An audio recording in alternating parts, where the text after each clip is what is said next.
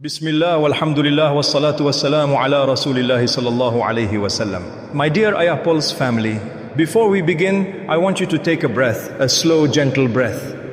Because what we are about to talk about today may touch a part of your heart you haven't visited in a long time. There comes a moment in every believer's life where you look at yourself and whisper, why does my heart feel so weak? Why don't I feel the sweetness of Iman like before? Why does Salah feel heavy? Why do reminders touch my mind but not my heart? You're praying, you're trying, you're doing what you can. But still something inside feels dim, exhausted, distant. And I want to tell you something today. Gently, lovingly. Your heart didn't become weak overnight. It happened slowly, silently. Habit by habit. Tiny actions that seemed harmless, but they drained your spiritual strength without you noticing. Today we begin a journey inward, a journey into the hidden world of the heart. Not to blame you, not to shame you, but to help you understand what's happening within you, so you can return to Allah Subhānahu wa ta'ala with clarity, softness, and hope. Because wallah, my dear family, a weak heart is not a dead heart. A weak heart is simply a heart calling you back, a heart whispering, please take care of me, please clean me, please bring me closer to Allah again. And the first thing you must understand is this: weakness of the heart is a symptom, not the cause. Just like the body becomes weak when we neglect it, the heart becomes weak when we feed it the wrong habits. Sometimes your heart is not tired because of dunya, it's tired because of you. The things you allow, the things you postpone, the things you ignore. But here's the beauty. The moment you recognize what weakens your heart, the healing begins. So today, we start uncovering the first silent habit that drains your Iman more than you realize. Habit 1, talking too much. You might think, what does my tongue have to do with my heart? Everything, absolutely everything. The Prophet Muhammad sallallahu alaihi wasallam told us that nothing drags people into the fire faster than the harvest of their tongues. Your tongue is not just flesh, it's a direct reflection of your inner world. Your speech reveals the condition of your heart. And when a person talks too much, when they speak without purpose, when they fill silence with noise, when every thought becomes a sentence and every moment must be spoken, the heart loses its softness. You see, silence is not emptiness. Silence is nourishment. When you stop speaking, you start listening. You start hearing the whispers inside you. You start hearing your own conscience. You start hearing the guidance Allah places in your chest. But when you talk endlessly, your heart never gets a chance to breathe. It never gets a chance to reflect. It never gets a chance to feel. And slowly, without you realizing, your sensitivity to sin decreases. Your awareness of Allah fades. Your ability to pause before reacting becomes weak. Talking too much makes the heart reactive instead of reflective. And when the heart stops reflecting, it stops growing. This is why the righteous before us cherished silence. Not because they were antisocial, but because they were connected. A silent heart wakes up, a talkative heart stays asleep. Every word you speak leaves a trace inside your soul. Words of anger leave darkness. Words of complaints leave heaviness. Words of gossip leave stains. But silence leaves space. Space for wisdom, space for sincerity, space for Allah. And let me tell you something profound. The less you speak, the more powerful your speech becomes. People who speak rarely, their advice has value. So ask yourself today, how much of my speech is for Allah? How much of it brings me closer? How much of it distracts me? How much of it weakens me? Because the heart is a garden, and every unnecessary word is a weed. If you want to revive your heart, begin with your tongue. Speak less, listen more, reflect deeper. Let your silence speak to Allah before your tongue speaks to people. This is the first step in reviving your heart. And now, we will uncover another silent habit, one that almost every believer struggles with. A habit that slowly kills gratitude and replaces peace with bitterness, comparing your life to others. But for now, pause, breathe, and whisper quietly, Ya Allah, soften my heart. My dear brothers and sisters, if there is one habit that quietly kills peace, quietly steals joy, and quietly weakens the heart, it is a comparison. You may not realize it, But every time you look at someone else's life and feel something heavy inside your chest, something tight, something uncomfortable, your heart loses a little of its strength. Comparison is not just a feeling, it is a wound. And every time you compare, you reopen it. You look at someone's success and your heart whispers, "Why not me?" You see someone's marriage and your heart sighs, "Why don't I have that?" You see someone's risk, their home, their beauty, their opportunities, their achievements, and deep inside you feel something break. Not because you are ungrateful, but because comparison blinds you from seeing what Allah Subhānahu wa ta'ala has already given you. And here is a painful truth. A heart cannot be grateful and jealous at the same time. One feeling always destroys the other. Comparison steals your contentment. It makes you forget your blessings. It convinces you that you are behind, that you are lacking, that your story is somehow less. But wallahi, you only people's highlights, not their hidden storms. People show celebrations, not their sleepless nights. They show smiles, not their heartbreaks. They show success, not their silent failures. They show moments of joy, not the dua they cried for in the dark. You compare your reality to someone else's filter and expect your heart to feel at peace? My dear family, comparison is one of Shaitan's most subtle traps. He doesn't take from your wealth or your home or your risk. He takes from something far more precious, your satisfaction with Allah's plan for you. When you compare your life to others, the heart begins to whisper dangerous thoughts. Maybe Allah didn't give me enough. Maybe Allah favors them more. Maybe my life should look like theirs. These thoughts are poison. Not because you intend harm, but because they weaken your connection to the one who has written your story with infinite wisdom. Let me tell you something beautiful. Your blessings are perfectly designed for you. Their blessings are perfectly designed for them. No one can take yours. No one can replace theirs. Allah Subhānahu wa ta'ala gives every soul what it needs, when it needs it, exactly how it needs it. Nothing missing, nothing random, nothing unfair.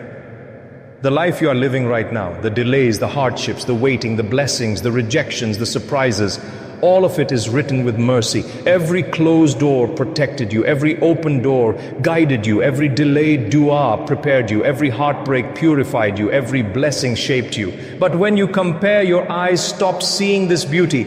Comparison makes you blind to everything Allah wrote for you. And the heart becomes weak, not because you lack blessings, but because you fail to recognize. Chitutu, make dua for the one you envy.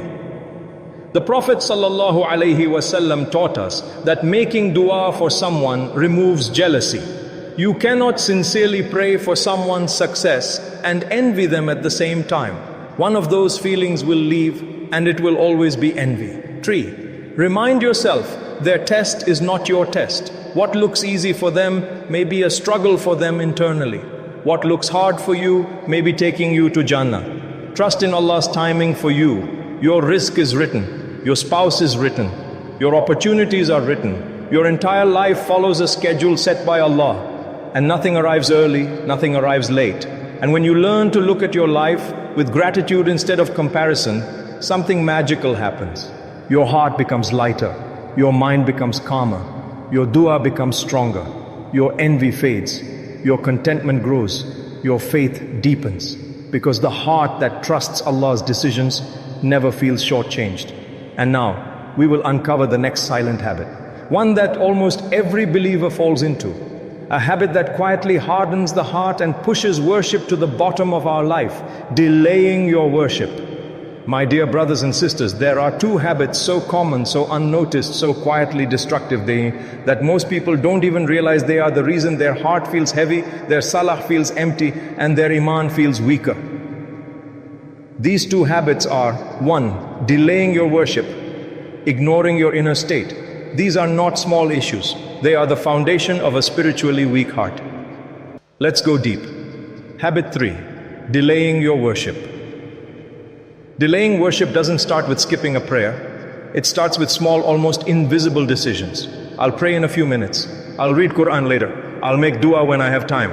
I'll fix my iman someday. But someday becomes never, and every time you delay, your heart learns a dangerous lesson. Allah can wait. And wallahi, the moment this thought settles in the heart, the heart begins to weaken. You see, when you delay salah until the last minute, you're not just delaying a prayer, you're delaying a meeting with Allah Subhānahu wa ta'ala. When you delay Quran, you're delaying the nourishment of your soul. When you delay repentance, you're delaying mercy that could have washed your heart clean. And the more you delay, the more numb the heart becomes. Salah feels harder, Quran feels heavier, dua feels empty. Worship begins to lose sweetness. Not because Allah is far, but because the heart has drifted. A heart that delays eventually forgets. A heart that forgets eventually hardens. Delaying worship also steals barakah. A person who prays on time finds ease in their day. A person who delays finds stress, heaviness and chaos. Because salah done early aligns your entire life, but salah delayed forces your life into imbalance. My dear family, a heart becomes strong not through long worship, but through consistent worship. Even a single page of Quran every day, even a short dua with sincerity, even a quick dhikr from the heart. The goal is not perfection, the goal is consistency. The heart grows strong when it learns to obey Allah immediately, not eventually. Habit 4, ignoring your inner state. There is a kind of spiritual blindness more dangerous than any external sin. It is the blindness to your own heart. Most people live their entire lives without ever sitting with themselves for 1 minute and asking, how am I really doing? Why am I feeling distant from Allah? Why did I react like that? Why is my heart so heavy? What sin is eating me from the inside? What emotion am I hiding? What intention am I carrying? Ignoring your inner state does not make pain disappear. It makes it grow quietly. All while the heart becomes harder, colder, numb, you begin to pray without feeling. You recite without understanding. You make dua without emotion. You sit in gatherings of deen, but your heart remains asleep. And the Prophet ﷺ told us, there is a piece of flesh in the body. If it becomes corrupted, the entire body becomes corrupted. That piece is your heart. You can be smiling on the outside, successful on the outside, respected on the outside, but inside, empty, disconnected, lost. My dear brothers and sisters, healing begins with self-honesty. You must face yourself, sit in silence, reflect. Ask Allah to show you your flaws so you can fix them. A believer checks their heart the way others check their appearance. You wouldn't leave your home with stains on your clothes, so how can you live with stains on your heart? Repent quickly, forgive quickly, let go quickly, correct yourself quickly, return to Allah quickly. A strong heart is not a heart without mistakes. It is a heart that refuses to stay distant from Allah. These 4 habits seem small, but they shape the entire destiny of your heart. Talking too much weakens focus. Comparing steals contentment. Delaying worship kills consistency. Ignoring your inner state breaks sincerity. Fix these, and your heart will bloom again. Your Iman will feel alive again. Your worship will taste sweet again. Your connection with Allah will deepen again. Your transformation begins with one intention and one decision: to return to Allah while your heart is still soft enough to return. Now raise your hands even in your heart. Let's pray together. Whisper with me, Ya Rabb, Ya Allah Subhānahu wa ta'ala, the turner of hearts, the healer of wounds, the one who sees what we hide and hears what we cannot say. We come to you with hearts that feel tired, souls that feel heavy, and faith that sometimes feels weak. Ya Allah, we are not perfect, but we are trying. We ask you with humility, with trembling voices, with a heart that still hopes in your mercy. Ya Allah, soften our hearts. Remove every hardness, every heaviness, every darkness that has settled inside us. Ya Allah, purify our intentions. Let every step we take be for you. Let every word we speak be pleasing to you. Ya Allah, protect us from the 4 habits that weaken our hearts. Protect us from talking too much, from comparing our lives to others, from delaying our worship, and from ignoring the state of our souls. Ya Allah, revive our Iman. Let our salah be a source of peace. Let our Quran be a companion in our darkest moments. Let our dua be a conversation that fills our hearts with light. Ya Allah, cleanse our hearts from jealousy, pride, anger, laziness, and heedlessness. Replace them with humility, purity, gratitude, and sincerity. Ya Allah, return us to you with a heart that is alive, with a heart that cries for you, with a heart that longs for you, with a heart that never gets tired of turning back to you. Ya Allah, if our hearts have drifted, bring them back. If our hearts have darkened, wash them with your mercy. If our hearts have weakened, strengthen them with your light. If our hearts have broken, repair them gently.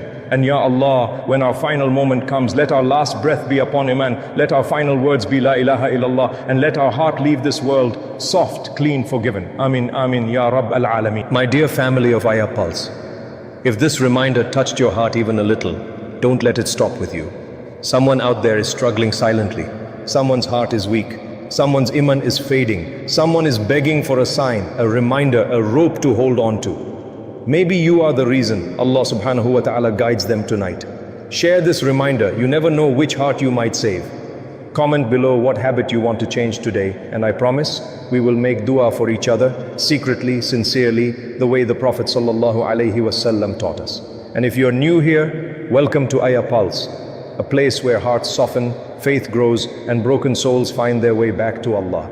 Subscribe, stay close, and let's rebuild our hearts together. One reminder, one moment, and one dua at a time. Ayah Pulse, where every heart finds its way back.